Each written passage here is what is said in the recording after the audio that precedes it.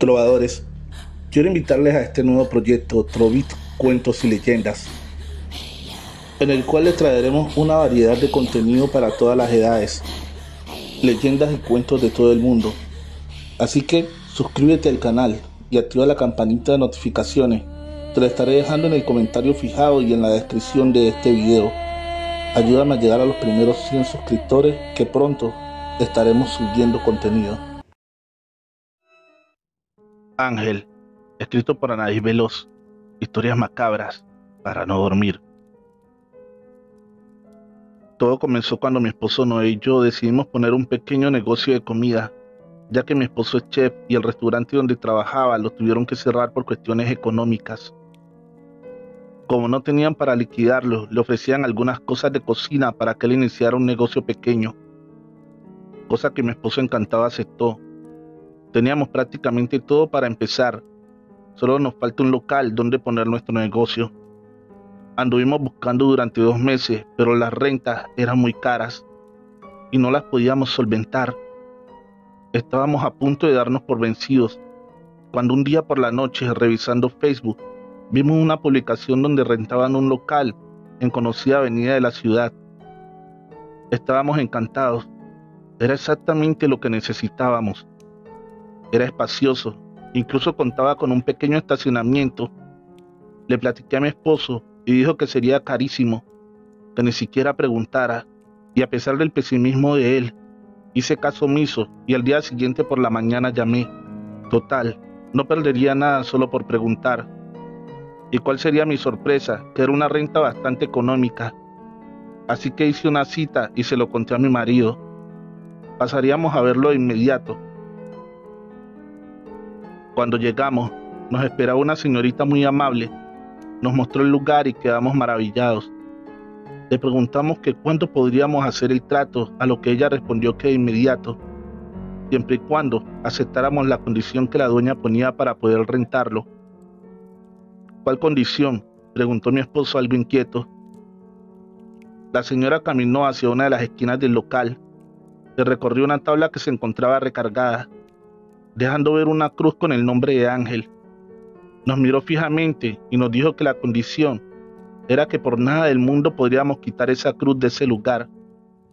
En ese momento no le pusimos mucha atención y aceptamos después de firmar. Acompañamos a la señorita a su auto, que nos volvió a remarcar que por favor no hiciéramos caso omiso de su advertencia. Después de marcharse, mi esposo entró nuevamente al local y cuando salió vi que traía la cruz en la mano. Abrió la cajuela del carro y la aventó. ¿Qué haces?, pregunté angustiada. Nos dijo que la condición era no quitarla de ahí. Ya relájate. ¿Tú crees que alguien vendría a comer teniendo esa cosa ahí? Pero nada, ya súbete que mañana tendremos que venir a limpiar temprano. Nos fuimos a casa y esa noche comenzó todo. Cuando nos disponíamos a dormir, tocaron a la puerta muy fuerte. Mi esposo se levantó de inmediato y cuando abrió se percató de que no era nadie. Llegó bastante molesto, culpando a los hijos de la vecina. La habitación comenzaba a ponerse bastante fría. Se lo comenté a mi esposo, pero él solo decía que eran mis nervios. Pasadas las 3 de la mañana, me despertó al escuchar un susurro que venía del baño. Fui a ver que todo estuviera bien, pero ¿cuál sería mi sorpresa al abrir la puerta del baño? Vi cómo corrió una sombra pasando por un lado mío. Grité tan fuerte que mi esposo se despertó de inmediato. ¿Qué es lo que te pasa?, me decía insistente. Cuando por fin me pude calmar, le conté lo sucedido. Él solo se burló. Creía que me lo había imaginado, pero no era así. El resto de la noche no pude dormir y veía claramente cómo alguien se paseaba por la habitación. Ya no le comenté nada porque era seguro que no me creería. A la mañana siguiente fuimos a limpiar el local y al abrirlo se encontraba ahí nuevamente la cruz. Mi esposo la tomó molesto y la aventó hacia la calle, pero a los pocos segundos se encontraba nuevamente dentro. No entendíamos qué pasaba. Te lo dije, no debimos de haberla sacado de aquí. A lo mejor ya está molesto el muertito. Era tanta la presión de estar ahí que decidimos irnos y volver al otro día. Pensamos que estaríamos mejor en la casa, pero no fue así. Al llegar a la casa, la cruz estaba sobre la mesita de centro de la sala. Ya fue cuando mi esposo empezó a creer lo que vi la noche anterior. Él, muy nervioso, decidió llamarle a la señorita que nos había rentado para contarle lo sucedido. Ella, muy molesta, nos dijo que ya era nuestro problema, que ella nos había advertido que no la quitáramos, pero como nosotros no hicimos caso, tendríamos que resolverlo solos. Lo miré angustiada y él dijo que no me preocupara, que él se encargaría de todo. Así que salió a toda prisa con la cruz en la mano para volverla a colocar en el local. Dice que cuando llegó se encontraba un joven hincado donde se suponía que debía estar la cruz. Fue algo bastante aterrador. De repente se levanta y mi esposo logra ver que sostenía una soga en la mano. Él intentó hablarle, le decía: ¿qué demonios haces, muchacho? Pero él parecía no escucharlo. Colocó una silla que mi esposo jura no saber de dónde la sacó y se puso la soga en el cuello y, sin pensarlo dos veces, se dejó caer, ahorcándose en cuestión de segundos. Cuando llegamos, mi hermano y yo lo encontramos desmayado en medio de aquel local, y cuando al fin pudo volver en sí, de inmediato preguntó por el muchacho que se había ahorcado, pero nosotros no entendíamos de lo que nos hablaba. Cuando se calmó, nos pudo contar todo. Fue en ese momento que le hablé a la señorita que nos había rentado y le pedí hablar con la dueña para que nos contara qué fue lo que sucedió en aquel lugar. Ella dijo que la dueña no podría atendernos, ya que se encontraba en Estados Unidos, pero que la esperáramos y ella nos contaría todo.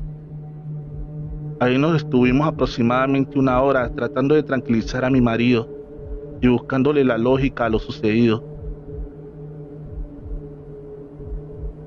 Cuando vemos que un carro se para afuera, salimos a ver quién era, y era la persona que nos había rentado, acompañada de una viejecita de aspecto muy humilde. «Buenas tardes», dijo ella en tono seco. «Les presto a la señora Esperanza. Ella les va a hablar de lo que sucedió hace 10 años». Todo comenzó cuando doña Martina, dueña de la casa, se quedó a cargo de su hermano Ángel, un joven de 16 años, rebelde y con graves problemas de alcoholismo. Yo trabajaba para ella desde que era niña, así que gran parte del tiempo convivía con el joven Ángel. Ese muchachito dejó la escuela y la señora Martina, cansada de que se la viviera en la calle y con malvivientes, decidió comprar este local para ponerle un negocio a su hermano. Ella pensaba que si el joven estaba ocupado, se alejaría de los vicios y las malas amistades. Pero qué equivocada estaba. Aquí lo usaban para fiestas y para hacer sus desastres. Dicen que un día decidieron jugar a la ouija y el joven se puso mal. Comenzó a atacar a sus amigos y cuando ellos salieron despavoridos, Ángel agarró una silla y sin más se ahorcó. Nadie sabe si esto fue verdad o no, pero al día siguiente, al ver que no llegaba el joven, la señora Martina y yo vinimos a buscarlo, creyendo que se había quedado dormido.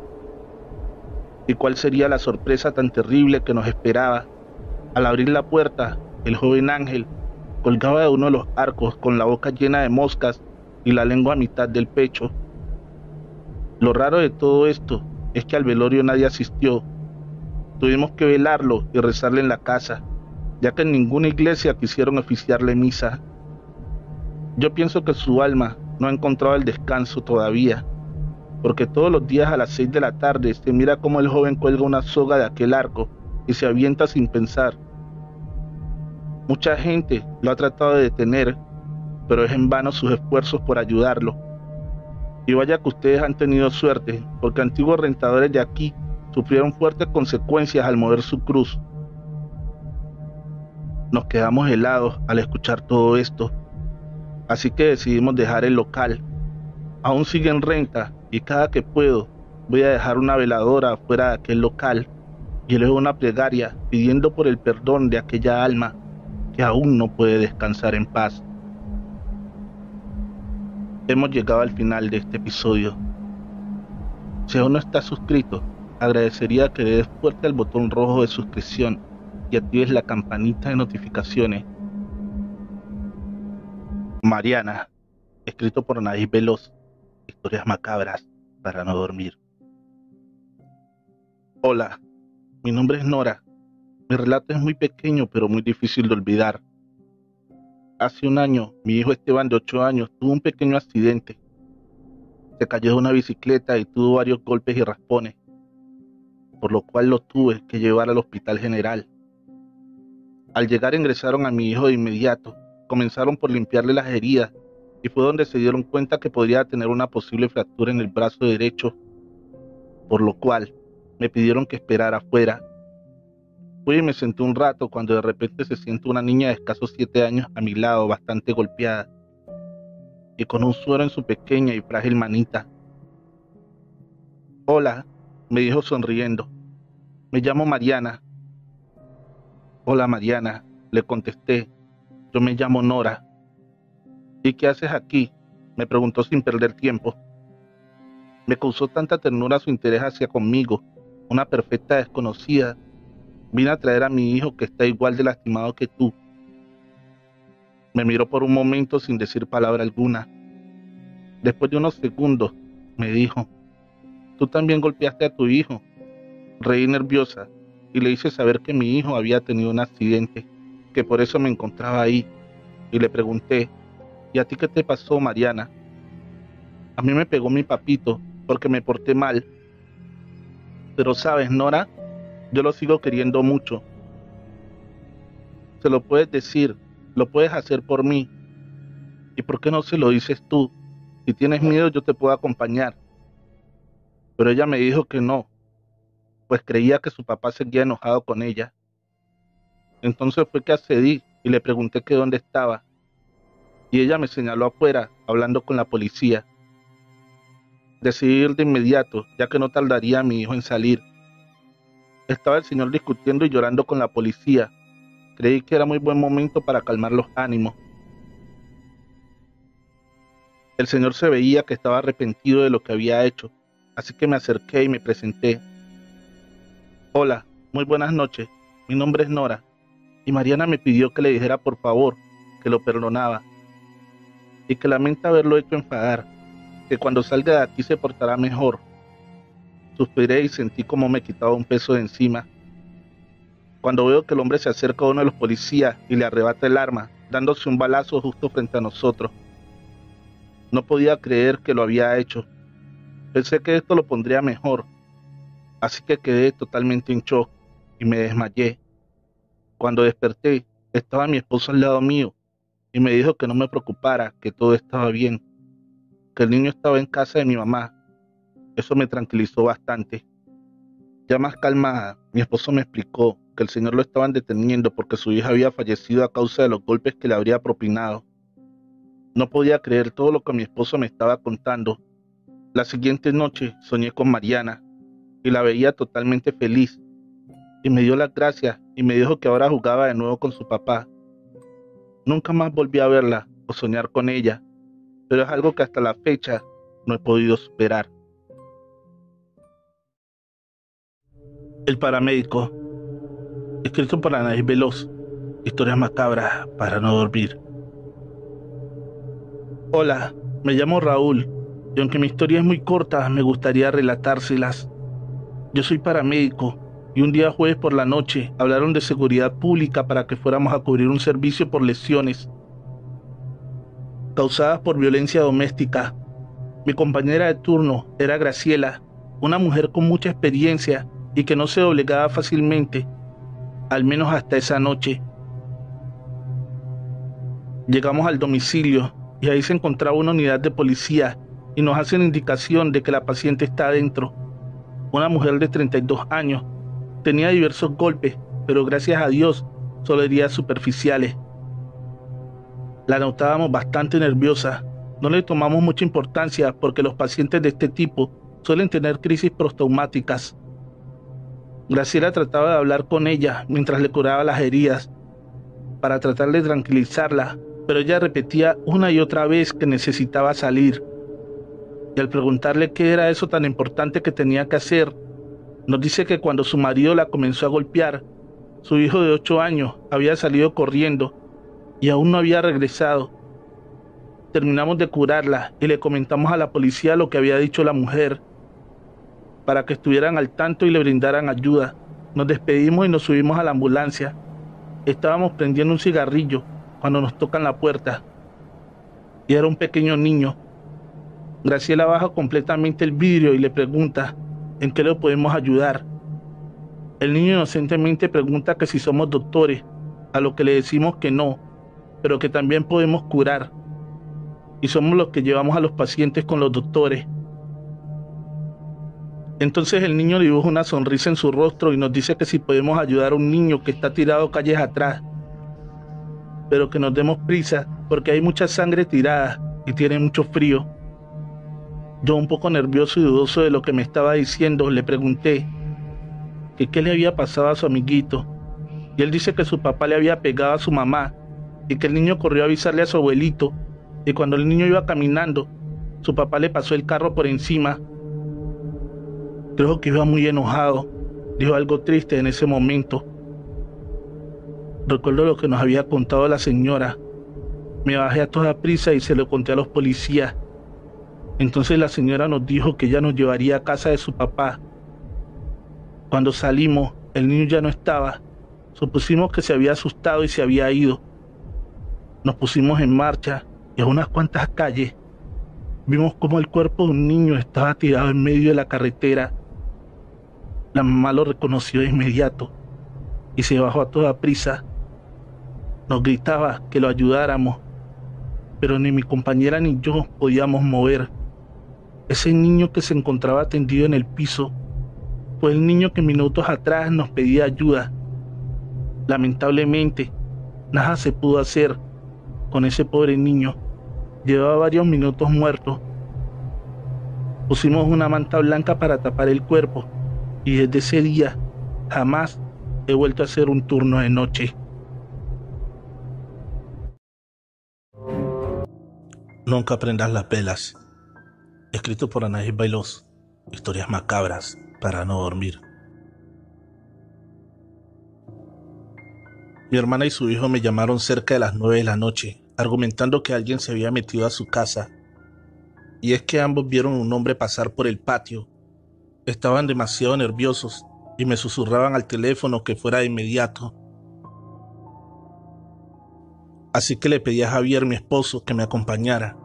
Afortunadamente vivimos a 2 calles de su casa, así que no tardamos en llegar. Pero al entrar a la casa no encontramos a nadie. Mi hermana estaba hecha un manojo de nervios, al igual que mi sobrino. Así que decidí prepararles un té para calmarlos un poco, cuando de repente grita mi marido: «Ya te vi, cabrón». Salió corriendo a toda prisa hacia el patio.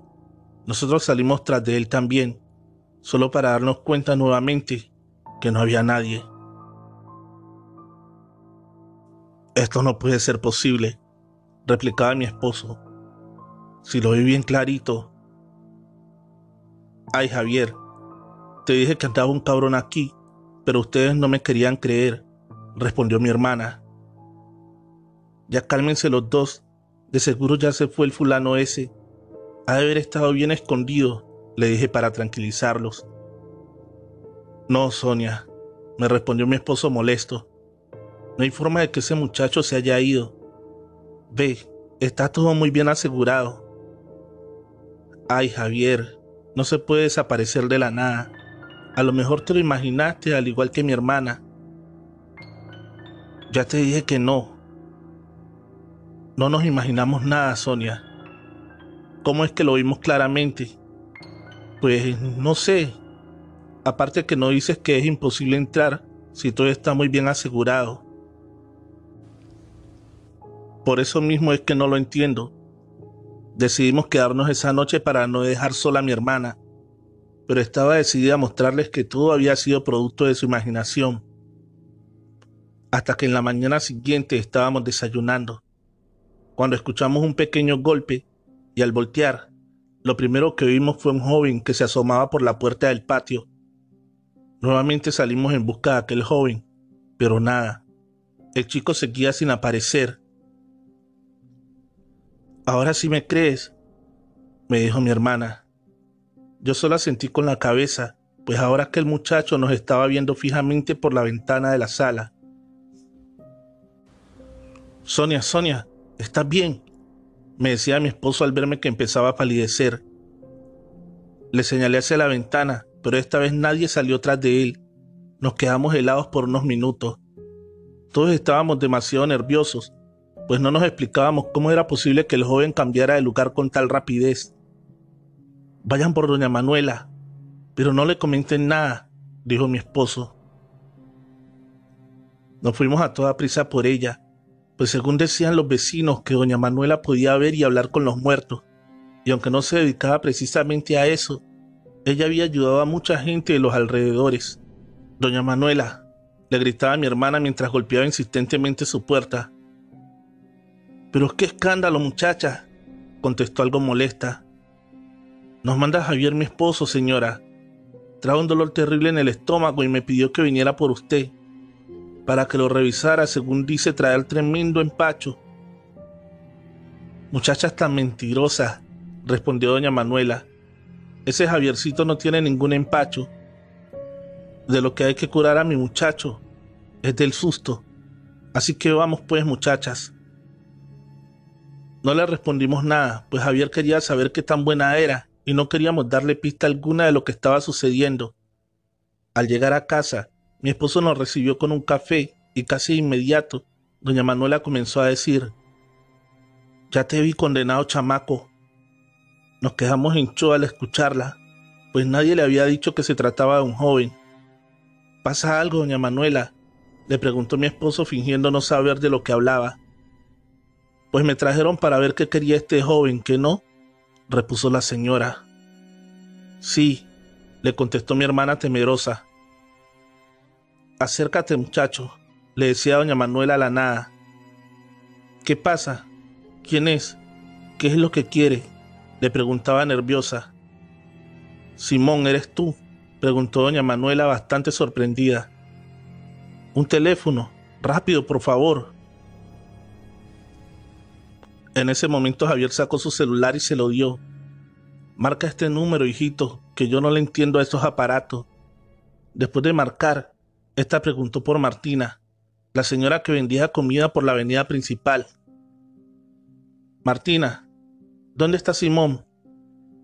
Ay, Manuela, se nos fue.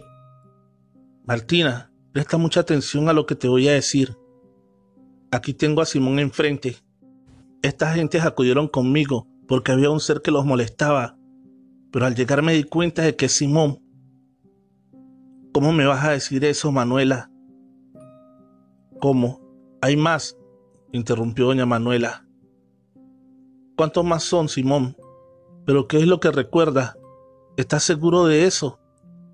Nadie entendíamos qué pasaba, solo veíamos a la señora hablarle y gritarle a la nada. Martina, Simón dice que busca a sus amigos que salieron de una fiesta pasada a la medianoche. Después escuchó un golpe muy fuerte y cuando despertó, estaba aquí en la colonia. También murieron los otros jóvenes, Martina. Con Simón fueron 3, Manuela. Pero dime qué es todo esto. Tu nieto, Martina, que no se ha dado cuenta que ha muerto. Al decir aquello, salieron volando las tazas de café y comenzaron a abrirse y a cerrarse las puertas fuertemente. Cálmate, muchacho. Tienes que ser fuerte y buscar la luz. Tú, al igual que tus amigos, ya no pertenecen aquí. Por Dios, Manuela, dime lo que está pasando. Martina, investígame dónde tienen velando a los otros muchachos. En un rato más voy para allá. Al colgar nos explicó que el muchacho no tenía idea de que estaba muerto, y al enterarse de esto, entró en la etapa de negación. Por eso había comenzado a aventar cosas en señal de desaprobación. ¿Y qué podemos hacer, doña Manuela?, preguntó mi esposo.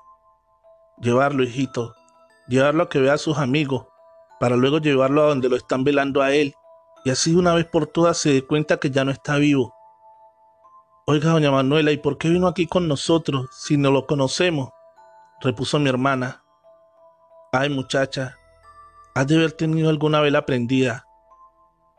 Sí, Le prendo una todos los días a San Juditas, doña Manuela. Ya ves, eso fue lo que pasó entonces. Al pasar su alma por aquí y ver la luz aquí, se quedó. Por eso nunca debes prender velas durante la noche, ya que las almas que andan en pena buscan la luz para poder trascender.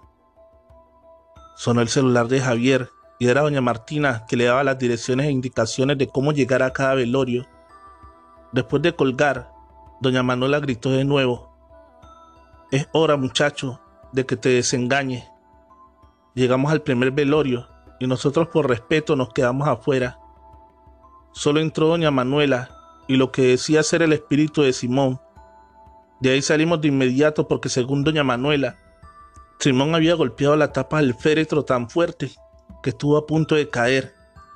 Por tal motivo decidimos evitar ir al segundo funeral del amigo del joven, yéndonos directamente al funeral de Simón. Antes de entrar, le pedimos que desalojaran la sala, pero sus padres se negaron rotundamente. Así que sin más se dirigió doña Manuela al féretro, y ahí empezó lo más aterrador que he visto en mi vida. Pues se escuchó un horrible grito como de dolor. Todos los asistentes salieron corriendo de la sala de velación cuando los innumerables arreglos florales comenzaron a salir volando en diferentes direcciones. Las sillas comenzaron a temblar en simultáneo. Todo aquello parecía sacado de una película de terror. «Basta», gritó doña Manuela. «Tienes que tranquilizarte y aceptar que ya no estás aquí». Todo se logró mantener tranquilo por un momento.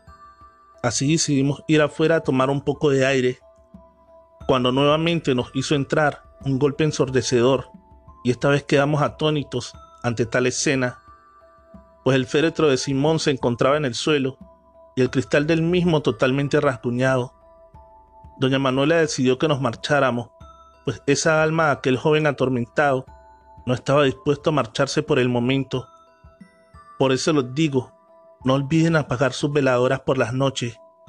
No vaya a ser que corran con la misma suerte que yo, y un alma en pena quede aferrada a su casa. Abuela, escrito por Anaís Veloz, historias macabras para no dormir. Mi nombre es Yolanda y te escribo porque hace unos días mi abuela falleció debido a la diabetes. Ella duró hospitalizada 2 meses después de que le amputaran la pierna debido a su enfermedad. Yo siempre me negué a ir, debido a que jamás fue buena ni conmigo, ni con mis hermanos, mucho menos con mi madre. A causa de ella fue que se separaron mis padres y nunca nos permitió tener contacto alguno con él. Varias veces fuimos a buscarlo y ella nos cerraba la puerta en la cara, gritándonos bastardos. Varias gente que conocía a la familia de mi papá nos contaba cómo humillaba a mi mamá en la calle. Mis hermanos aceptaron verla, pero yo no. Inclusive tuve problemas con mi madre por negarme a ir. Ella me decía que estaba sufriendo mucho, que a lo mejor ella necesitaba mi perdón para poder irse. Pero no podía simplemente, era una extraña para mí. Después de casi 6 meses de agonía murió. Y al avisarme no pude evitar sentir pena por su muerte, pero no al grado de llorar. Así que por órdenes de mi madre, le compré una veladora y me puse a hacer oración por su eterno descanso. Pues como en vida había sido muy mala, decía mi mamá que teníamos que orar para que Diosito la perdonara. Mis hermanos se alistaron para el funeral, que sería a las 7 de la noche. Mi madre los llevaría y por obvias razones los esperaría afuera. Así que al marcharse tomé mi rosario y encendí la veladora, y justo cuando empecé a rezar pude escuchar claramente el llanto de una mujer. No presté mucha atención porque creí que el llanto venía de la calle, así que seguí, pero el llanto no paraba. Algo nerviosa me fui a mi recámara a ver la televisión para distraerme, y al llegar mi madre le conté lo sucedido. Ella me dijo que a lo mejor tenía remordimiento por no haberla ido a ver, y ese sentimiento de culpa me hacía escuchar cosas que no eran. Me preguntó que si quería que me acompañara a rezar, y yo de inmediato le dije que sí. Fue ella también por su rosario y la vela estaba consumida por completo. Así que mi mamá dijo que fuéramos a la tienda por 2 velas más, porque ella estaba necesitando mucha luz. Y antes de irnos le puso un vaso grande de agua. Dijo que probablemente también tendría sed. Al volver de la tienda, nos sorprendimos al ver que el vaso de agua estaba totalmente solo. Miré a mi mamá asustada y ella con toda la tranquilidad del mundo fue a llenarlo nuevamente. Nos hincamos frente al pequeño altar que le tenemos a la Virgencita de Guadalupe, encendimos las veladoras y mi madre me pidió que cerrara los ojos y bajara la mirada. Así lo hice y casi de inmediato que comenzamos a rezar, comenzamos a escuchar los llantos nuevamente de la mujer. Me quise levantar, pero mi madre me tomó del brazo, obligándome a permanecer ahí orando. El llanto cada vez era más fuerte, a tal grado de que salió mi hermano de su recámara para ver qué era lo que estaba pasando. Cuando gritó repentinamente: «Mamá, ¿qué hace mi abuelita ahí con ustedes?». En ese momento tronó el vaso de la veladora, provocando que la cera caliente le cayera en la mayoría a mi madre, y yo grité enfurecida y muerta del miedo: «Así agradeces que pidamos por tu eterno descanso, lastimando a mi madre. Ni muerta nos vas a dejar en paz». Comenzaron a tronar los focos de la cocina y de la sala en simultáneo. Así que bastante asustados, nos dijo que tomáramos una chamarra y nos subiéramos al coche. Y así lo hicimos. Nadie dijo nada durante el camino. Mi mamá aparentaba que estaba tranquila, pero todos sabíamos perfectamente que no era así, porque podíamos ver cómo le temblaban las manos mientras conducía. Después de algunos minutos llegamos a la casa de mi tía Melissa y mamá comenzó a contarle todo lo sucedido. Ella abrazaba a mi mamá y decía que todo estaría bien. Le preguntó a mis hermanos que cómo lo habían tratado en el funeral y ellos dijeron que bien, solo que no les habían permitido acercarse a la caja. Pero en un descuido, cuando fueron por un café, la vimos, dijo uno de mis hermanos. «Estaba horrible, tía». «Cállate, José. ¿Cómo puedes hablar así de tu abuelita?», le dijo mi mamá molesta. «Pues si no miento, mamá.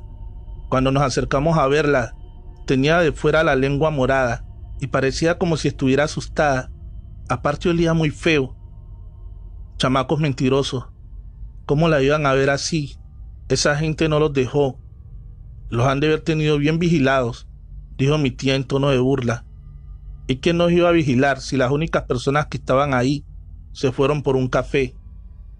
«¿Y tu papá no estaba ahí?», preguntó mi mamá sorprendida. «No, solo mi tía Lorena y su esposo». «Bueno, niños, váyanse a dormir que necesito platicar algunas cosas con su hermana y su tía». Mi tía y mi mamá estaban bastante preocupadas por lo que estaba pasando.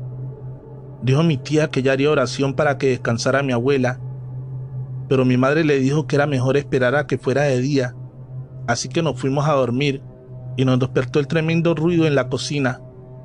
Estaban los platos quebrados, las puertas de la cocina abiertas y un olor bastante fuerte a drenaje. Comenzamos a limpiar todo cuando nuevamente se escuchó el llanto de la mujer. «Es mi abuela, tía. ¿Por qué no nos deja en paz?». «Tranquila, Yolanda. No sabemos qué sea. No creo que tu abuelita sea capaz de hacer todo esto. Mira, vamos a hacer algo. Van a ponerse a rezar tu mamá y tú, y yo las voy a grabar, a ver si se ve algo. Solo así nos daremos cuenta de qué es lo que está pasando en realidad». Ambas aceptamos. Le prendimos unas velas aromatizadas que tenía mi tía y mi mamá. Puso nuevamente el vaso con agua. Y pasó lo mismo que las veces anteriores. El llanto no paraba y el agua se consumía de una manera normal. Al terminar revisamos el video y quedamos en shock al ver una especie de silueta al lado mío, y en una parte del video eso voltea hacia donde estaba grabando mi tía y se pudo ver claramente el rostro de mi abuela. Otra cosa que nos llamó mucho la atención fue escuchar que decía «ayúdenme» y «perdón» una y otra vez. Fue entonces que me dijo mi tía que tenía que ir a verla antes de que la enterraran, para decirle que la perdonaría, para que nos pudiera dejar tranquilas. Y esta vez no me negué, así que muy temprano en la mañana me arreglé y me llevó mi mamá al velatorio. Afortunadamente, al preguntar dónde era que estaba mi abuela, me indicaron la sala y me dijeron que estaba sola. Así que me dirigí hacia la sala y cuando quise entrar, estaba un enorme perro sobre el ataúd de mi abuela, rasguñando el vidrio.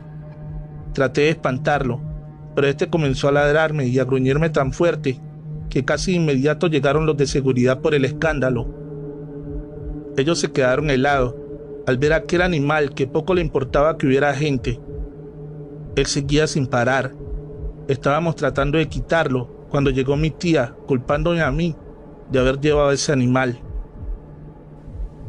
Yo no le contestaba nada, solo quería que ese animal se fuera ya. Supongo que mi madre se asustó al ver llegar a la policía, que justo cuando mi madre entró a la sala a buscarme, pudo ver cómo el perro quebró el vidrio y comenzaba a jalar una de las manos hasta arrancarla y salir con ella en el hocico sin que nadie pudiéramos evitarlo. De no haberlo visto mi madre, los de seguridad, mi tía y los policías pensarían que estaba loca. En ese momento mi madre me sacó de ahí y nos fuimos a casa. Ya no asistimos al entierro, pero nos enteramos por terceras personas que mi tía demandó a la funeraria por lo ocurrido con mi abuela. Pero nunca procedió, ya que ellos mostraron los videos de seguridad y en ninguno aparece que el perro entrara o saliera del lugar. Hasta la fecha, los llantos no cesan. Incluso tampoco hemos tenido noticias de mi padre. Jamás apareció ni vivo ni muerto. Dicen que el anillo que llevaba mi abuela en el dedo de la mano que se llevó el perro era un pacto que tenía con el diablo. Otros dicen que mi abuela se llevó a mi padre porque era el que más amaba. Solo Dios sabe qué pasó en realidad y hasta cuándo ella nos va a dejar en paz. Solo pido algún consejo para que por fin pueda descansar en paz. Trovadores, gracias al inmenso apoyo que le han brindado a este canal, es que hemos podido seguir creciendo. Recuerden que una de las mejores formas de apoyar el canal es dejando su pulgar arriba. Agradecería que dejaras un comentario en el que dijeras qué tal te ha parecido esta historia. El extraño caso de Iris, escrito por Anaís Veloz, historias macabras para no dormir. Me gustaría contarte mi experiencia, porque aún no puedo creer lo que viví hace unos meses. Y es que yo jamás he sido creyente de las cosas paranormales y estoy bastante confundida con el tema. Hace aproximadamente 5 meses decidí ir con mi novio Jorge a unas cabañas a las afueras de mi ciudad. Estábamos de aniversario y creímos que lo mejor era estar en contacto con la naturaleza. Al llegar ahí fue lo más normal. Nos dieron la llave de la que sería nuestra cabaña, por fin el fin de semana, y después de instalarnos decidimos dar una caminata por los alrededores. Tenía muchísimas actividades, bastante geniales, así que opté por dar un paseo a caballo. Nos dirigíamos al establo, cuando vi una mujer parada a la orilla del lago. Eso provocó que cambiara rápidamente de parecer. Le dije a Jorge que olvidara los caballos y mejor fuera a informarse acerca de la pesca. Él, algo extrañado, aceptó, y mientras iba a la administración yo me acerqué a aquella mujer. Al llegar pude sentir una inmensa tristeza y al mirarla a la cara supe que no me equivocaba. «Hola», le dije tratando de hacerle plática. «Es hermoso el lago, ¿no crees?». Ella volteó bastante sorprendida y solo se limitó a decirme: «¿Cómo es que puedes verme?». «Pues, ¿por qué no podría?», le respondí, haciéndome un poco la graciosa. «Hace varios tiempos que nadie me ve», decía bastante afligida. «Me llamo Vanessa», le decía tratando de pasar rápidamente ese momento tan incómodo. Estaba por decirme su nombre cuando llegó Jorge a decirme que ya no tenían la actividad de la pesca, que debimos de haber leído una publicidad antigua, que fuéramos a ver qué otra actividad me interesaba, ya que le habían regalado un cupón del 50%. Le dije que sí, solo que invitaría a mi nueva amiga, y él respondió de forma burlesca: claro, sería genial que la trajeras, ya que los fantasmas no pagan. Pero qué grosero eres, Jorge, le dije bastante molesta, y cuando volteé hacia donde estaba la chica, me di cuenta de que había desaparecido. Traté de explicarle a Jorge lo que había pasado, pero él realmente no me tomaba en serio, porque como te digo, nunca hemos sido creyentes de esas clases de cosas. Quise creer que muy probablemente ella se había marchado mientras platicaba con Jorge, así que no le tomé mucha importancia y le dije a mi novio que nos fuéramos a descansar un poco a la cabaña.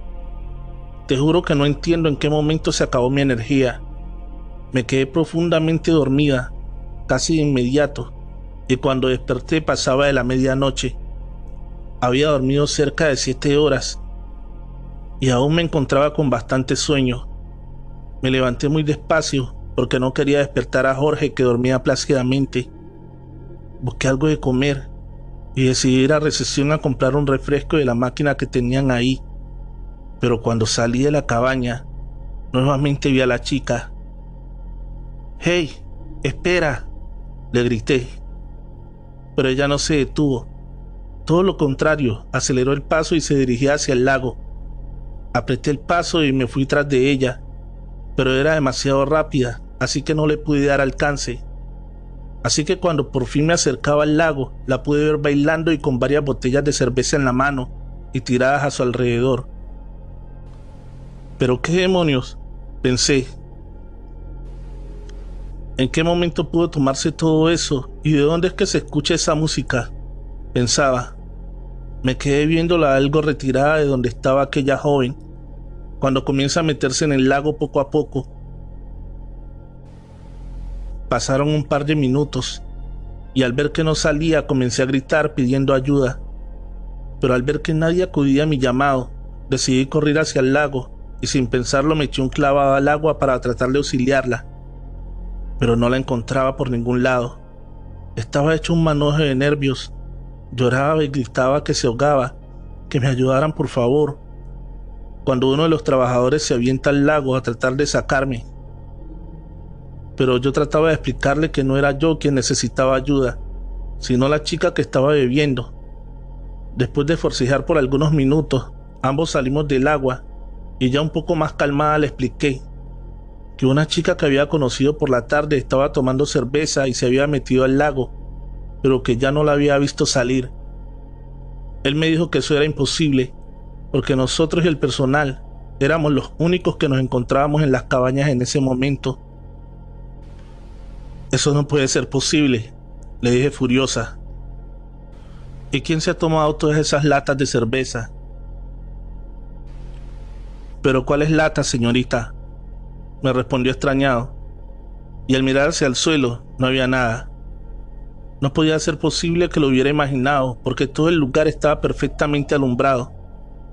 Me pidió que fuéramos a Recesión para tomarme un té y un tranquilizante, y al llegar la señorita de Recesión, algo alarmada, me preguntó qué era lo que había pasado. Después de contarle lo sucedido, esta palideció casi de inmediato y me contó lo siguiente. Hace un año éramos el mejor lugar para vacacionar. Siempre teníamos un lleno total. Incluso teníamos lista de espera. Todo era perfecto hasta que un día llegó una pareja de recién casados. Recuerdo bien que la joven había llegado aún con un vestido de novia. Realmente lucía hermosa.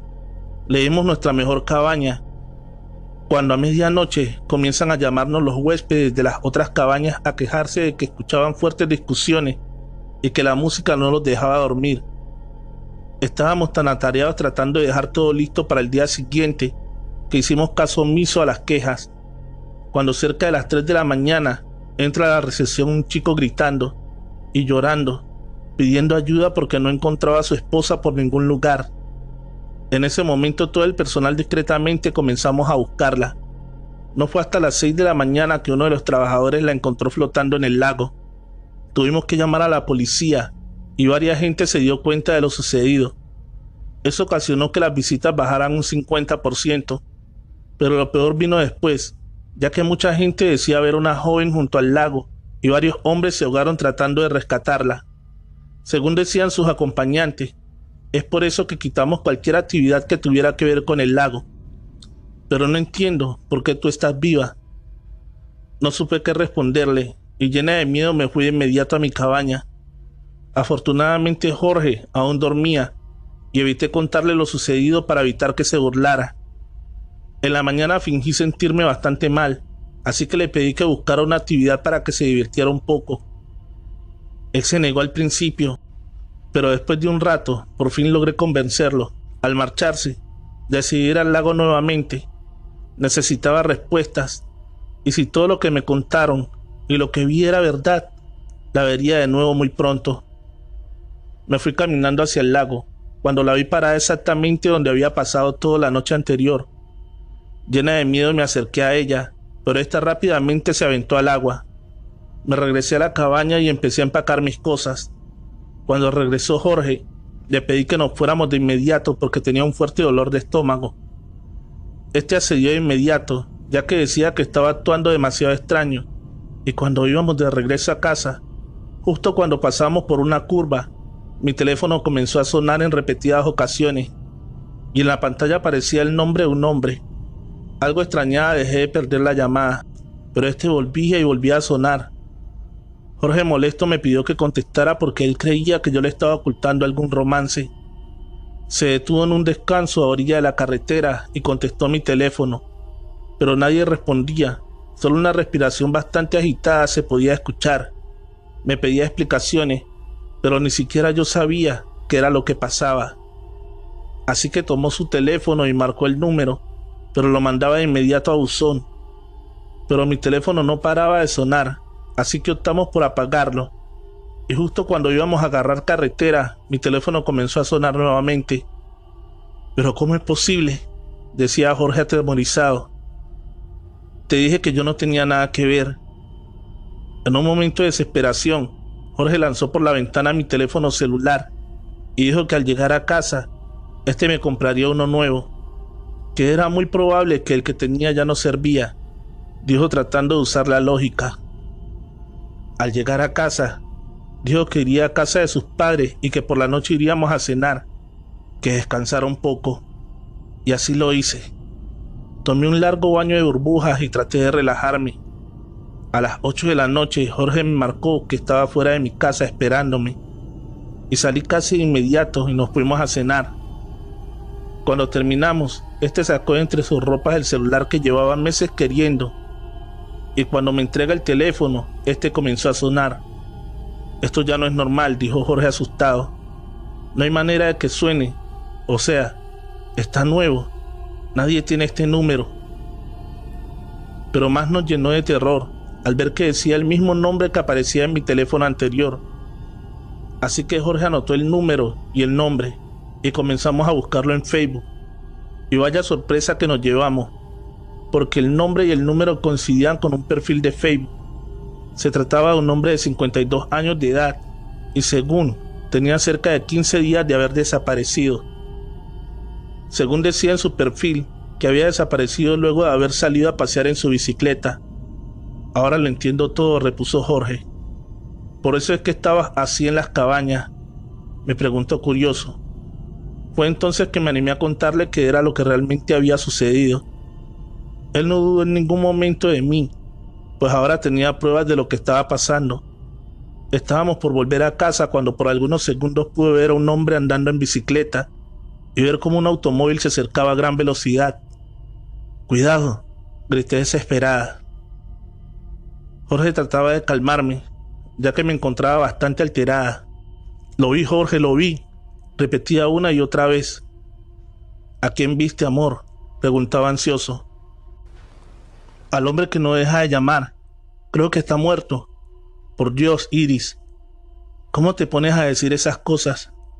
Jorge, lo vi. Vi cómo un automóvil lo arrollaba. Quizás eso es lo que quería decirme. ¿No crees? Estás loca. Si eso fuera cierto, te culparían del accidente y te llevarían presa. Dime tú, ¿quién va a creerte semejante cosa, Iris? Jorge tenía razón. Era demasiado peligroso buscar a la familia o acudir a las autoridades. No entiendo por qué comenzó a pasar todo esto, si nadie de mi familia cuenta con un don similar. Tenía entendido que las personas nacían con esa clase de percepciones. Yo tengo 30 años y apenas comienzan a manifestarse. Y para mi mala suerte, es de diario. Les pido algún consejo de cómo parar todo esto, ya que duermo muy poco y tengo los nervios alterados. Espero encontrar a alguien con la misma condición que yo y me digan cómo sobrellevarlo. Y si creen que el hombre dejó de llamarme, se equivocan. Él no dejó de insistir hasta que fue encontrado. Pero eso te lo contaré después. Claro, si me lo permites, con gusto te contaré el desenlace. Recuerda suscribirte al canal y activar la campanita de notificaciones. La mejor manera de apoyarnos es que dejes un like y un bonito comentario. El Pozo del Terror, escrito por Alex Morales Gómez. En la descripción, el link de su página de Facebook. Llegamos a vivir allí a casa de mis abuelos. Mi madre se había separado de un hombre que no era mi padre y al cual ya no amaba, puesto que mi padre había muerto hacía ya muchos años, pero digo muchos años porque no lo conocí. Nos fuimos a vivir al campo donde nunca habíamos vivido. Todo allí era extraño para mí y hasta dificultoso por el ruido, no por el ruido de los autos y de la ciudad, por el ruido de los animales, de los pájaros, del agua, de esos sonidos que uno no está acostumbrado. Entre las cosas que habían allí, que me causaban asombro, también temor, había un viejo pozo de agua.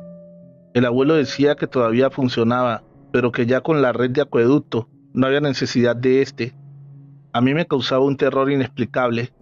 Algo de aquel pozo no me gustaba, tan así que en la noche me daba miedo mirar a aquel lugar. Yo tenía 12 años entonces.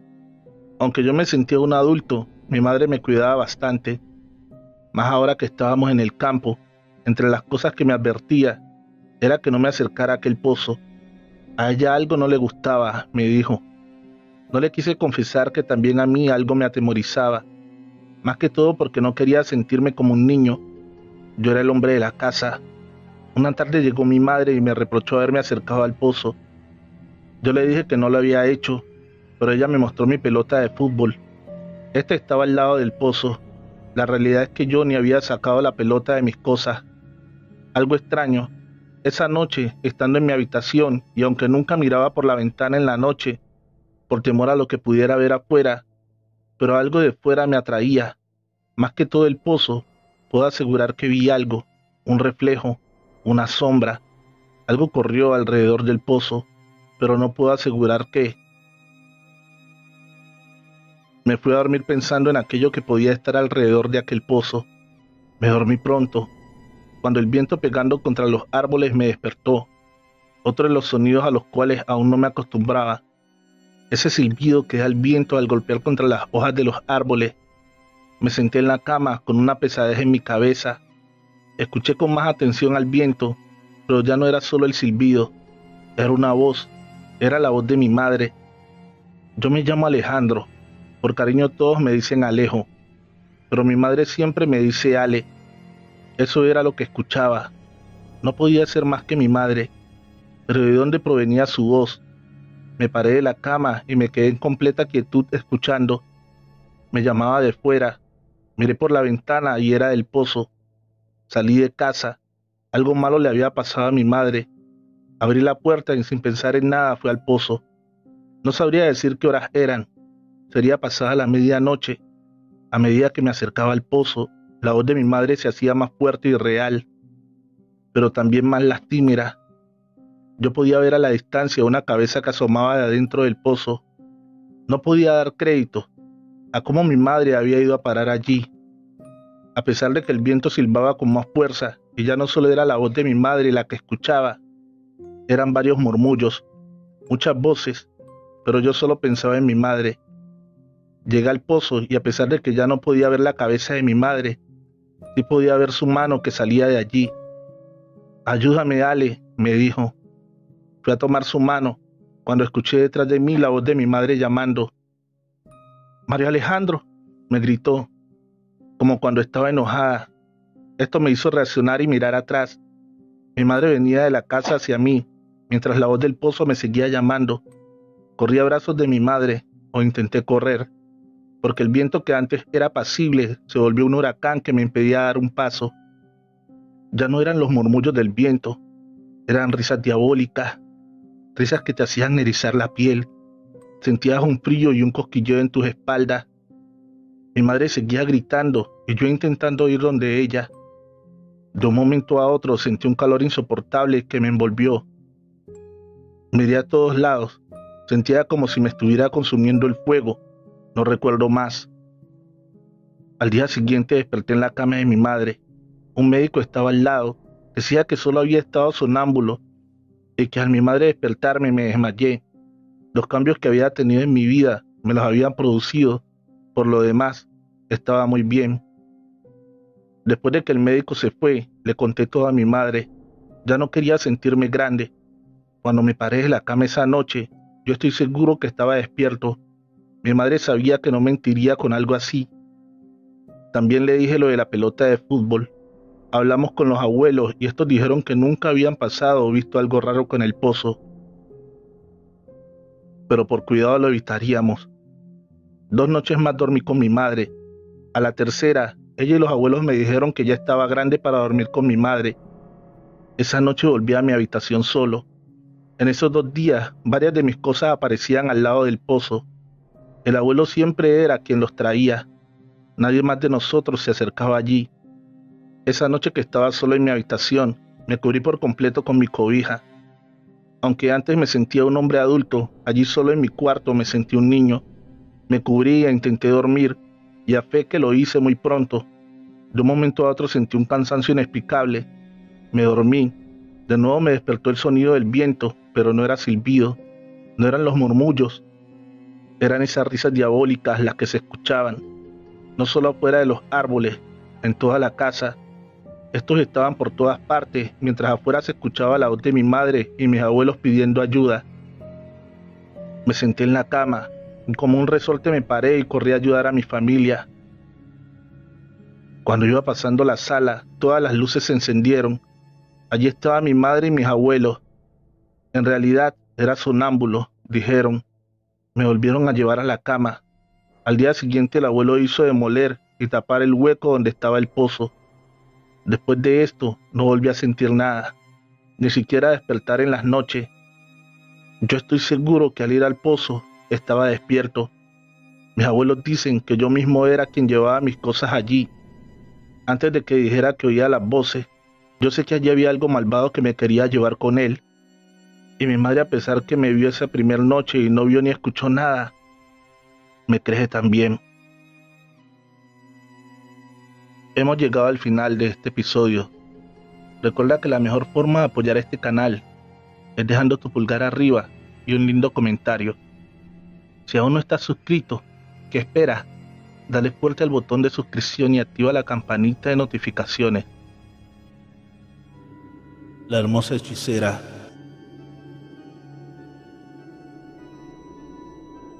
En la época colonial, vivía en Iguala, en el estado de Guerrero, una hermosa joven mulata de 25 años, llamada Antonia. Una mujer extremadamente bella, de cabello largo, rizado y oscuro, como hebras de la noche. Piel morena, como la de una pantera, y unos hechizantes ojos verdes, delgada y de gran porte. La mujer más hermosa de Iguala. Cualidades que le hicieron tener muchos pretendientes, pero ella los rechazaba a pesar de que la colmaban de grandes regalos. No tenía intenciones de casarse con nadie. Era una mujer buena, caritativa y que ayudaba a las personas más pobres de la región. Practicaba la brujería, pero no magia negra. Hacía pociones, hierbas medicinales y remedios para la gente pobre de la región que no podía pagar por las medicinas. Atendía a la gente en su casita del bosque. Con lo poco que ganaba por sus servicios, ayudaba a los desposeídos. Tiempo después llegó a Iguala un caballero noble proveniente de España, llamado Joaquín, muy acaudalado y apuesto. Antonia, que paseaba por el pueblo, se encontró con Joaquín. El caballero, al verla, quedó impresionado con su belleza tan inusual. Joaquín la pretendía y ella quedó perdidamente enamorada de él. Creía que era el hombre perfecto y que por fin se casaría. Pasaron por lo menos 2 años y Antonia estaba desesperada por saber cuándo se casarían. Pero Joaquín de alguna manera ya no estaba tan entusiasmado con ella. Joaquín le dijo a Antonia que se tenía que ausentar para atender unos negocios. Ella lo esperó por menos de 25 días y no volvió a saber nada de él. Antonia lo buscó desesperada por el pueblo, pero no lo encontró.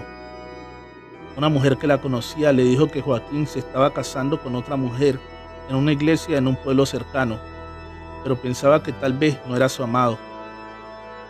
Pero cuando llegó a la iglesia, en efecto, Joaquín salía de la mano con una hermosa mujer noble llamada Sara, quien en realidad era prometida de él, proveniente de España. Antonia le recriminó a Joaquín: ¿quién es ella? Yo soy tu mujer, yo debería estar en su lugar, debería casarme contigo. Joaquín jaló del brazo a Antonia y la sacó del lugar. Ya afuera le dijo: ¿pensaste que en realidad me casaría contigo? Mírate, no eres más que una infeliz pueblerina, una negra. Nuestras razas no deben mezclarse. Sería una deshonra para mi familia. Esta eres la mujer que amo, una noble como yo. No le llegas ni a los talones. Solo me divertí contigo. Ahora vete y no me vuelvas a buscar. Antonia se fue llorando desconsolada, pero no sin antes amenazar a Joaquín. Te vas a arrepentir por esto. Nunca vas a ser feliz.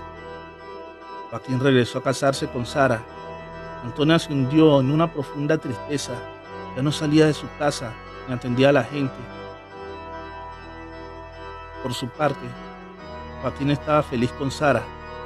Compraron una enorme hacienda con sembradíos y ganado. Pasaron unos meses y Sara quedó embarazada. Dio a luz a un hermoso niño al que le pusieron por nombre Sebastián. Se convirtió en la alegría de sus padres.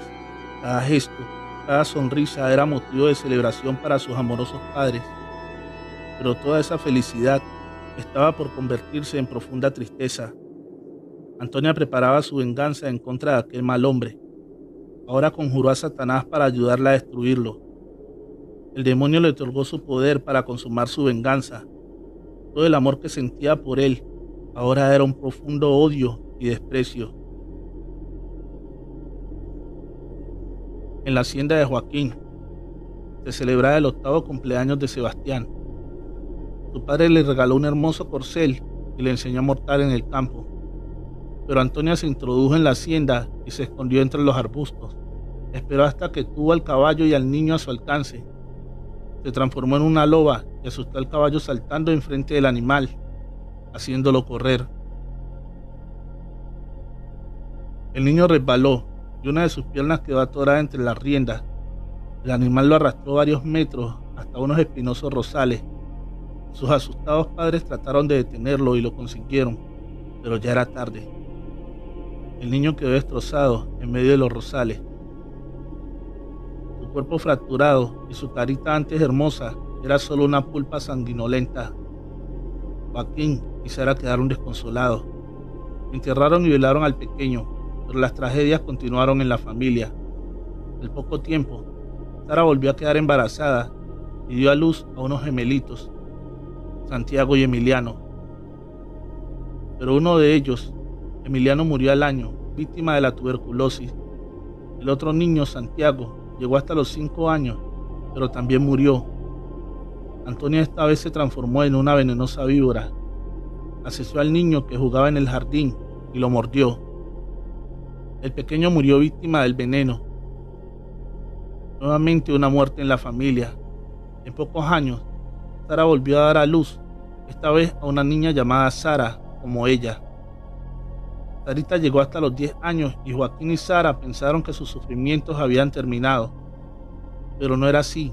Mientras jugaba en la parte de arriba de la casa de la hacienda, entró una ave negra parecida a un sopilote por una ventana y asustó a la niña. Esta resbaló y cayó de las escaleras golpeándose la cabeza. Pero todavía no terminaban las desgracias para Joaquín. Una peste acabó con su ganado y los pastos y árboles de sus tierras se secaron. Sus peones renunciaron y perdió su fortuna. Cuando Sara y Joaquín sobrepasaban los 50 años, volvieron a convertirse en padres. Pero Sara no soportó el parto de una niña. La pequeña murió a las pocas horas de nacer y Sara murió desangrada. Joaquín estaba arruinado y se convirtió en un pordiosero. Una tarde Antonia, que también era una mujer de unos 50 años, paseaba las calles de Iguala, pero seguía siendo una mujer bellísima, como si los años no pasaran por ella. Ya no era una humilde pueblerina, sino una dama de alta sociedad. Se casó varias veces, pero por alguna extraña razón sus esposos morían y ella heredaba sus fortunas, convirtiéndose en la mujer más poderosa de la región. Al encontrarse con Joaquín, le dijo: ¿te acuerdas de mí, Joaquín? Soy Antonia, la infeliz pueblerina negra que despreciaste. Ahora soy una dama de alta sociedad. Tú no eres más que una piltrafa, un despojo. Te dije que me vengaría por haberme despreciado y lo cumplí. ¿De qué me hablas, negra infeliz?, contestó Joaquín. Que yo causé la desgracia tuya y de tu familia. Con la ayuda de mi señor Satanás, yo maté a tus hijos, a Sebastián convertida en loba. Yo introducí la tuberculosis. Yo era esa víbora y el sopilote. Yo maté a tu esposa y a tu hija recién nacida. Yo maté a tu ganado con la peste y desaté la sequía en tus tierras. Yo causé tu ruina y ni sabes cuánto disfruto tu desgracia. Adiós, miserable. Joaquín corrió a denunciar a Antonia con el Santo Oficio por todo lo que le había hecho. Las autoridades fueron a la casa de la bruja para enjuiciarla y quemarla en la hoguera, pero ya era tarde. Antonia ya se había esfumado sin dejar rastro. Joaquín, al no soportar tanta tragedia, se suicidó ahorcándose. De Antonia no se volvió a saber nada. Ánimas, escrito y adaptado por Alex Morales Gómez. En la descripción, el link de su página de Facebook. Síguelo. Soy Juliana. Nunca he escrito nada de ninguna situación, y menos de este tema, pero hoy lo hago, porque mi amigo me convenció de contar mi historia. Hoy tengo 23 años, pero en aquel entonces había cumplido los 18 y había entrado en franca rebeldía con mi madre. Le decía que ya era mayor de edad y podía hacer lo que se me diera la gana. Mi familia ha sido muy tradicional y creyente, así que hay horas para las comidas, para estar en casa en la noche y por supuesto para la oración. Mi madre lloraba con mi actitud y mi rebeldía. Mi padre, un poco más calmado, decía que me dejara, que la vida tarde que temprano me enseñaría que lo que hacía estaba mal. Mi madre seguía sufriendo, en ocasiones se enojaba, en otras intentaba convencerme con palabras. Más aún, que yo había empezado a llegar tarde de la noche a casa, y aunque vivimos en la ciudad, mi casa queda a las afueras, así que había que caminar por entre unos árboles, un sendero muy hermoso en el día por la naturaleza, pero tenebroso en la noche por la oscuridad. Mi madre se preocupaba y decía que siempre rezaba a las ánimas benditas para que me protegieran. En casa eran muy devotos de las ánimas, tanto mi madre como mi padre. En las noches después de la oración, siempre dedicaban un momento para las ánimas, ya fuera para pedirles algún favor o para agradecerle alguno recibido. La verdad, yo no creía mucho en eso de las ánimas. No podía creer que alguien que esté muerto pueda darte algo, mucho menos protegerte. Mi madre estaba convencida que ellas me protegían. Ella decía que ese pequeño bosque, aunque no era más que unos cuantos árboles, podría ser muy peligroso. Lo que mi madre no sabía era que yo ya tenía a mi enamorado, Luis, y este siempre me acompañaba hasta la puerta de la casa. ¿Qué podía yo temer si mi amado siempre iba conmigo? Pero una noche, ya tarde, discutí con Luis. Él hablaba de la prueba de amor, y la verdad, aunque yo lo amaba, no me sentía preparada para dar ese paso. Así que cuando entramos en el bosque, él quiso tomarme a la fuerza. Yo le respondí con una cachetada que le dejó mi mano marcada en su cara. Me gritó una gran cantidad de improperios y me dejó allí en medio de la oscuridad. Nunca antes había pensado lo oscuro y tenebroso que era aquel lugar, pero como no había de otra, seguí camino a casa. ¿Qué me podría pasar? Pero después de dar unos pasos, vi dos sombras al lado de un árbol. fumaban marihuana. Lo supe por el olor. Desde el lugar que estaban, debieron ver todo lo sucedido. Dudé entre seguir o devolverme. Opté por esto último, porque vi cuando uno de ellos sacó una navaja de su pantalón. La hoja del arma brilló en la oscuridad. En esos momentos ellos no me dijeron nada, pero ¿para qué iban a necesitar una navaja? Así que di media vuelta y caminé rápido. No sabía para dónde iba, pero no pasaría por el lado de aquellos tipos. Cuando vieron que me devolví, corrieron tras de mí. Me gritaban: ¿dónde vas, zorra? No quisiste con tu novio, pero nosotros sí te vamos a obligar. Yo corría a lo que más daba mis piernas, pero ellos estaban encima. Me iban a atrapar. Cuando ya estaba perdida y sentía unas manos sobre mi hombro, los dos se frenaron en seco y, por increíble que parezca, se santiguaron y se devolvieron por donde venían corriendo. Algo que yo no veía los asustó mucho. Más que un pequeño susto, era terror, porque al tenerlo tan cerca pude ver sus caras desencajadas de miedo. Yo llegué a donde empieza el bosque o termina, según del lado que viniera. Alcancé a Luis. Pensando que yo había cambiado de opinión, sonrió con malicia y felicidad, pero en un momento vi que se persignó. Me dijo: ¿quiénes eran todas esas personas que venían conmigo? No le respondí. Uno, porque estaba enojada, y dos, porque no le entendí de qué hablaba. Sí, me dijo: contigo venían unas 20 personas, todas vestidas de blanco, parecían fantasmas. Nada, le respondí. Seguí para la ciudad.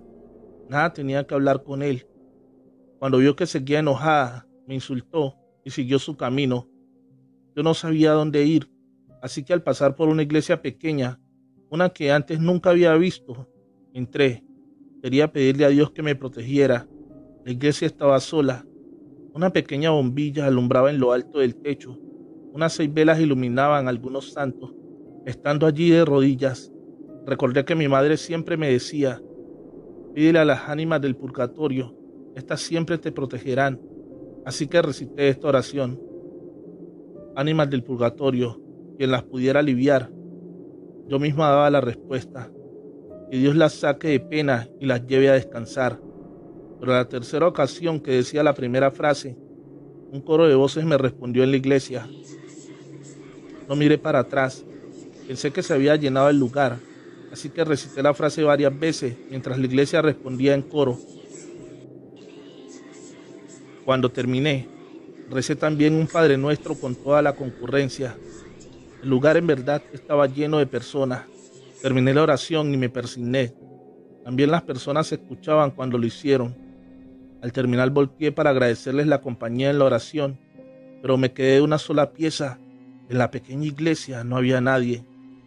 Estaba sola, como cuando entré. Me quedé sola y pensativa. ¿Qué podía haber sido aquello? Cuando vi aparecer un viejo sacerdote, calvo, pequeño y muy sonriente, me dijo: ¿qué te pasa, hija? Parece que hubieras visto un fantasma. Le conté lo que me había acabado de suceder. Me sonrió y me abrazó. Su mano era fría, muy fría a pesar del calor que había dentro de la iglesia.